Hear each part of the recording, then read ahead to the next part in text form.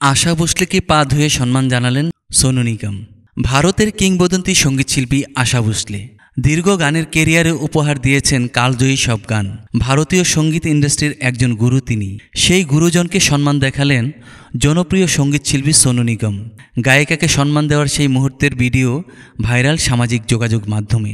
ভিডিওতে দেখা যাচ্ছে আশা ভোসলে চেয়ারে বসে আছেন, তার সামনে মেঝেতে বসে পড়েন গায়ক সোনু নিগম। প্রথমে গায়িকার দু পায়ে চুম্বন করেন তিনি, পরে নিজ হাতে আশা ভোসলের দু পা ধুয়ে দেন এবং ভেজা পা মুছেও দেন।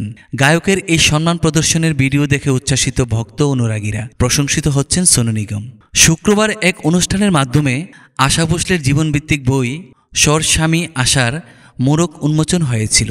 উপস্থিত ছিলেন RSSের প্রধান মোহন ভগবত, বলিউড অভিনেতা জ্যাকি শ্রফ ও গায়ক সোনু নিগমের মতো ব্যক্তিরা।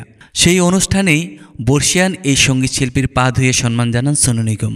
1943 সালে সুরের জগতে পা রাখেন আশা ভোসলে। 9 শতাধিক সিনেমায় গান গেয়েছেন তিনি। এছাড়া প্রায় 12,000 গান গেয়েছেন। পদ্মভূষণ উপাধি, ফিল্মফেয়ার সহ অসংখ্য পুরস্কার পেয়েছেন। পাশাপাশি 2011 সালে তাকে সর্বাধিক গান রেকর্ডকারী হিসাবে ঘোষণা করেন গ্রিনিস ওয়ার্ল্ড রেকর্ডস।